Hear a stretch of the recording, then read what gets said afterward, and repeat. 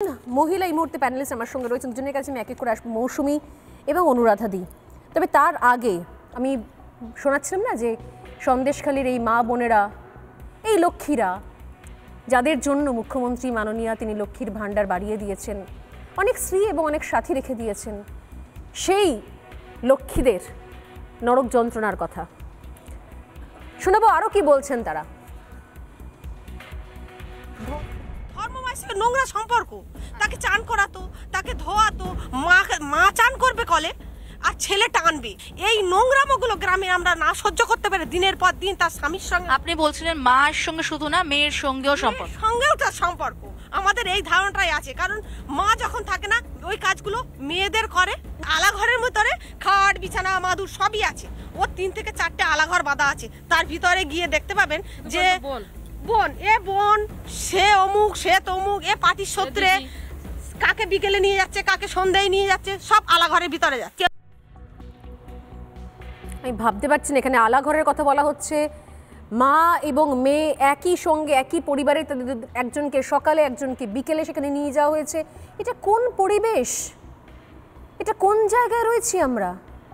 আমি আসবো মৌসুমী আপনার কাছে, তার আগে আমি অনুরাধাদির কাছে। অনুরাধাদি, এই সমস্ত অভিজ্ঞতাগুলো সেখানকার মা বোনেদের শোনাচ্ছি আমি, কি বলবেন এখন? এগুলো এই সময় দাঁড়িয়ে দিনের পর দিন এগুলো ঘটে চলছিল। আজকে রাস্তায় মহিলারা লাঠি হাতে, দা হাতে না নেমে পড়লে আমরাও জানতে পারতাম না। আমরা জানতে পেরেছি, এখন মানুষদের জানাচ্ছি। কি বলবেন? সন্দেশখালীর ঘটনা তো কিছুদিন ধরেই চলছে এবং যা চলছে সেটা তো ভয়ঙ্কর। মহিলারা যেভাবে নেমেছেন, খুব বড় ধরনের কিছু না হলে মহিলারা এইভাবে রাস্তায় সাধারণভাবে নামেন না। প্রতিবাদ করছেন তারা, বলছেন, এবং যে ঘটনাগুলো আসছে সেগুলো সত্যি আগে তো আসেনি, এত ভয়ঙ্কর ঘটনা। তারা বলছে নিশ্চয়ই এর মধ্যে কিছু না কিছু সত্যতা তো আছেই। কিন্তু কথা হচ্ছে যে আমাদের আমার অনেক সময় না এইসব আমি আজকাল প্রায় শুনিই না আর কি তর্ক বিতর্ক, কারণ ঘটনার থেকে আমরা অনেক দূর সরে যাই। যে ঘটনাটা ঘটেছে তাদের বাঁচাবার জন্যে যে কাজ করা দরকার, তার থেকে আমরা দোষারোপের দিকে অনেক বেশি চলে যাই। এখানে যে মহিলারা যে অভিযোগগুলো করছেন, এগুলো পুঙ্খানুপুঙ্খ বিচার করে তার ব্যবস্থা নেওয়া উচিত।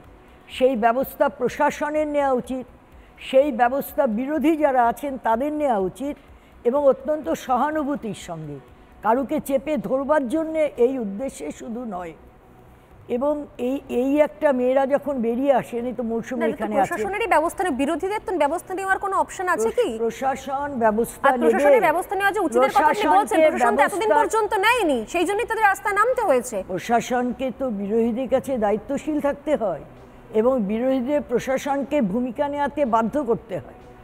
এই যে একটা ব্যাপার, এইগুলো ক্রমশ আমাদের জায়গার থেকে কিন্তু সরে যাচ্ছে। এই কারণেই আমরা কারুকে দোষারোপ করবার জন্যেই এগুলোকে অনেক সময় ব্যবহার করে ফেলছি। কাকে দোষারোপ করার জন্য মনে হচ্ছে আপনার? এখানে যে আলোচনা হলো তার মধ্যে থেকে এই চাপানোতরের তো নেই। ঘটনাটা ভয়ঙ্কর। এতজন মহিলা বেরিয়ে এসেছেন এবং বেরিয়ে এসে তারা যে অভিযোগগুলো করছেন তার মধ্যে নিশ্চিতভাবে কিছু না কিছু সত্যতা আছে, এটা আমি মনে করি। তা নাহলে ফাঁকা মাঠে ওরা এটা বলবেন, এটা আমি মনে করছি না।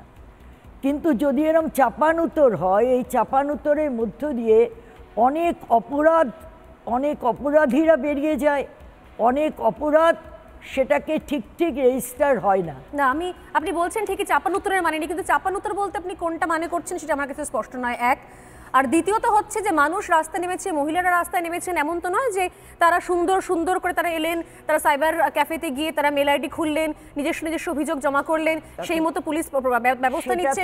সেটা তো সম্ভব নয়, সেটা তো হয়নি এতদিন পর্যন্ত, বলা হচ্ছে না সেটা তো হয়নি এতদিন পর্যন্ত। এখনো পর্যন্ত যা হচ্ছে, এবং তারপরও শাসক দল যেভাবে এটাকে অস্বীকার করে যাচ্ছে, এখনো পর্যন্ত পুলিশ, আজকের ছবি, পোল্ট্রির কথা কিছুক্ষণ আগে শঙ্কুদেব বলছিলেন, আজকের ছবি, পোল্ট্রি ফার্ম বাঁচাবার জন্য সেখানে দৌড়াচ্ছে পুলিশ। উত্তমকে বলছে রেস্কিউ করেছে। দিনের পর দিন যে অভিযোগগুলো করেছেন মহিলারা, সেই অভিযোগগুলোকে কানে তোলা হয়নি। একই জিনিস সেখানে নরকগুলজার চলে গেছে। এই প্রশ্নের দায় নেবে না পুলিশ মন্ত্রী, দায় নেবে না প্রশাসন? এই নিয়ে প্রশ্ন করা যাবে না, এটা কি করে হতে পারে? নিশ্চয়ই নেওয়া উচিত, এবং নিশ্চয়ই এতক্ষণে সেই কাজ শুরু হওয়া উচিত ছিল, হয়নি সেটা। হয়নি। 48 ঘন্টা হয়ে যাওয়ার এবং পরও এখনো জ্বলছে, এখনো একটা কোনো পদক্ষেপ নেওয়া হয়নি। ঠিক, এটাও ঠিক।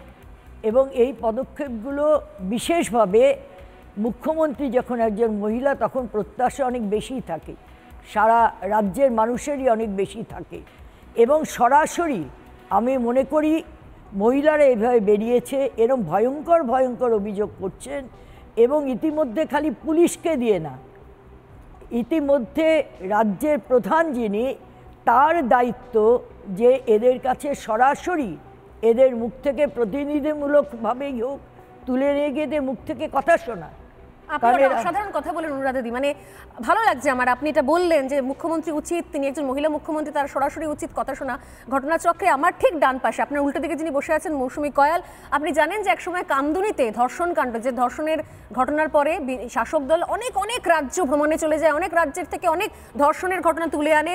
কামদুনি ধর্ষণের পর যখন এনারা, কেন দোষীরা গ্রেপ্তার হয়নি, যদিও সেই দোষীরা এখনও খুলেআম তারা ঘুরে বেড়াচ্ছেন সরকারি আইনজীবীদের গাফিলতিতে, তারা যখন প্রশ্ন করতে গেছিলেন তখন এনাদেরকে মাওবাদী বলে দাগিয়ে দেওয়া হয়। আপনি বলছেন মমতা বন্দ্যোপাধ্যায় উচিত ছিল এখনো তাদের সঙ্গে কথা বলা। আমি যদি সম্ভব আপনাদের দেখাবো গতকালের ছবি। বিধানসভায় যখন বিরোধীরা এই নিয়ে প্রশ্ন করেছে, তিনি বলেছেন যে এটা বিজেপির পার্টি অফিস নয়, আমি সন্দেশখালী নিয়ে কোনো কথা বলবো না। উনি সন্দেশখালী নিয়ে বলতে চান না। ওনার দলের কাকুলে ঘোষ দস্তিদার, ওনার দলের পার্থভূমিকরা আজকে বলেছেন যে পুলিশের মতো কাজ করছে, প্রশাসনকে প্রশাসনের কাজ করতে দিতে হবে।